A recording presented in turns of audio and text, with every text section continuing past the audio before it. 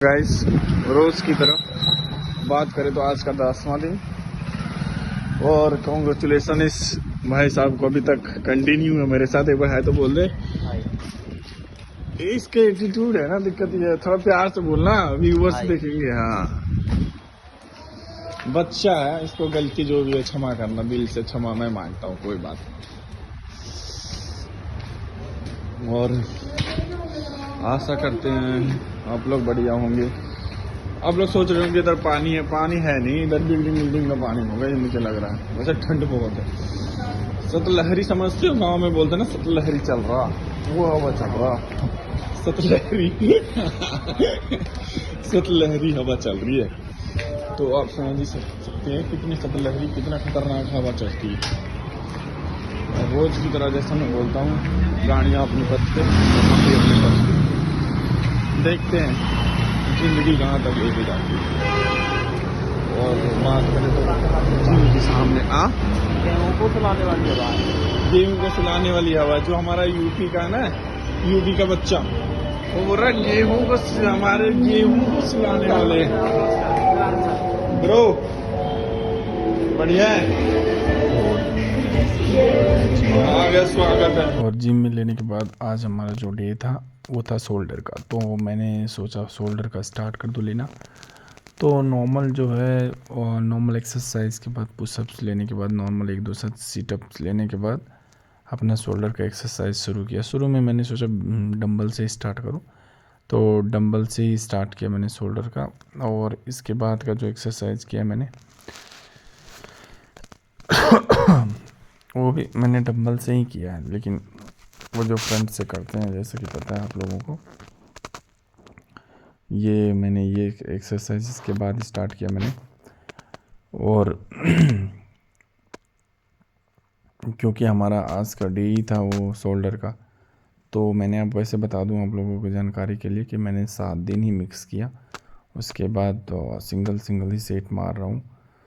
और सिंगल ही मारना लगा मुझे कि सिंगल ही मार सकता हूँ। उसके बाद मैंने क्या किया, वो जो प्लेट्स हैं उससे ले लिया मैंने, और प्लेट से लेके इसकी जितने भी सेट हैं सबकी 15-15 सेट ही मारा। क्योंकि ये मुझे अच्छा लगा कि सिंगल में शायद बॉडी पे, मसल्स पे थोड़ी सी प्रेशर बनेगी, इसलिए मैं सिंगल ही लिया।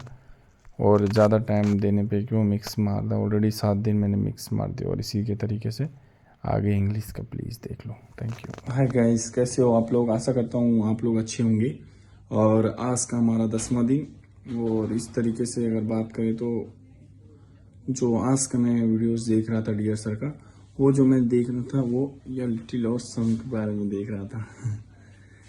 वीडियो में जो मैं देख रहा था वो या लिटिल और सम का जो डिफरेंसेस थे उसके बारे में। अगर हम हिंदी की बात करें तो सम और या लिटिल दोनों सेम ही होते हैं, जैसा कि आप लोगों को पता है। लेकिन अगर हम इंग्लिश की बात करें तो सम का जो यूज होता है और या लिटिल का, वो दोनों डिफरेंस होता है, जो जिसके बारे में मैं आपको बता दूं कि या लिटिल हम वहां यूज करते हैं कि जहां क्वांटिटी हम गिन सके, जिस चीज को हम गिनती कर सकते हैं, जस्ट लाइक, और वो चीज जो 5-6 से कम हो, वो चीज के जगह पे हम या लिटिल यूज करेंगे।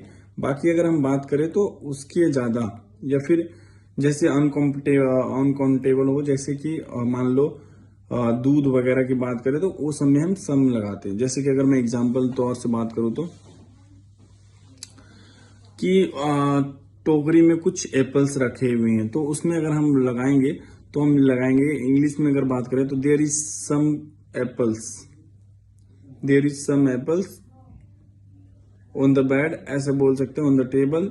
एंड अगर आप उस टाइप की बात करें तो अगर हम 5 से कम है तो हम ऐसे इस्तेमाल करेंगे कि देयर इज या फ्यू मैंगोज, या जो भी रखा होगा उसके हम उस तरीके से यूज करेंगे। अगर हम बात करें कि जो अनकाउंटेबल है उसकी बात करें तो जैसे अगर हम मान ले कि आई हैव सम कॉफी, या जस्ट हम अगर किसी को ऑफर करते हैं तो would you like to have some coffee, तो इसका मतलब ये होता है कि आप लोग कुछ पियोगे, कुछ कॉफी पियोगे, उसका मतलब ये होता है।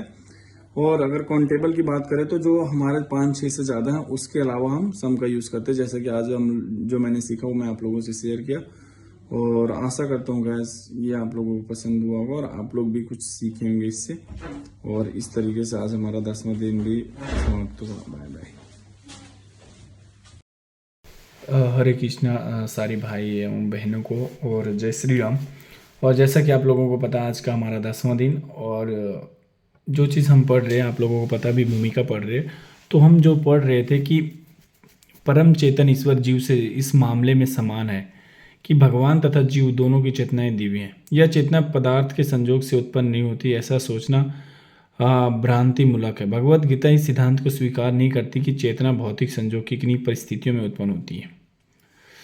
इस तरीके से अगर मैं और बात करूँ तो जब हम भौतिक दृष्टि से कलुषित होते हैं तो हम बुद्ध कहलाते हैं। मिथ्या चेतना का प्रकाट्य इसीलिए होता है कि हमने अपने आप को प्रकृति की प्रतिफल उत्पाद मान बैठते हैं। यह मिथ्या अहंकार कहलाता है। अब हमें जो पता था कि हमें अहंकार क्या कहलाता है, तो इसीलिए मिथ्या चेतना का प्रकट्य इसलिए होता है कि हम अपने आप को ना प्रकृति के प्रतिफल उत्पाद मान बैठते हैं, कि हम अपने आप को मान लेते हैं कि इसी चीज़ को हम अहंकार बताया गया है जो गीता में है।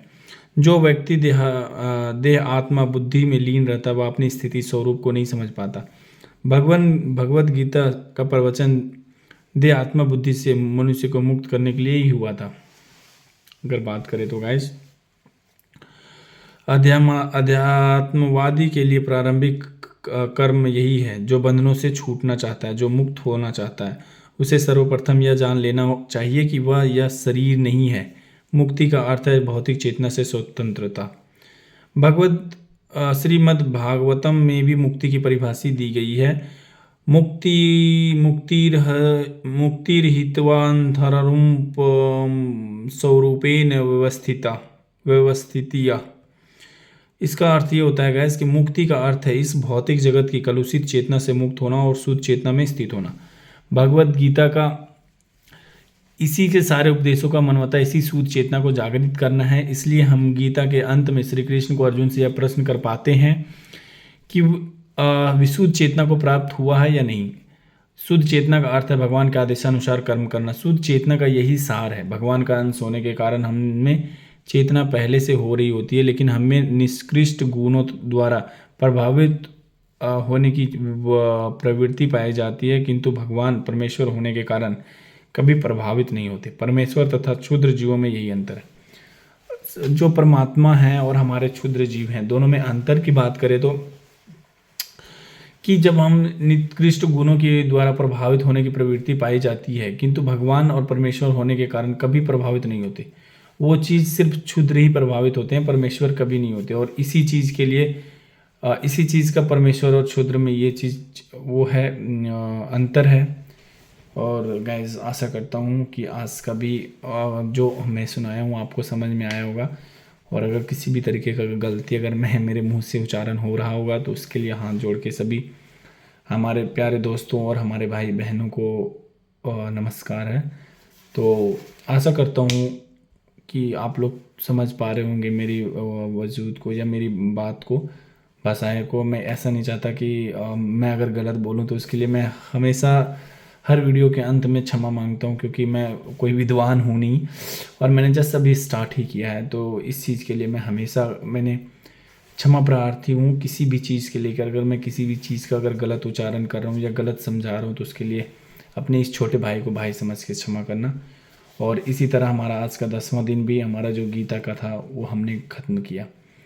और मैं एक बात बता दूं कि हमारा परफेक्ट होते जाएगा, धीरे धीरे गलतियां होती होगी, मैं मानता हूँ।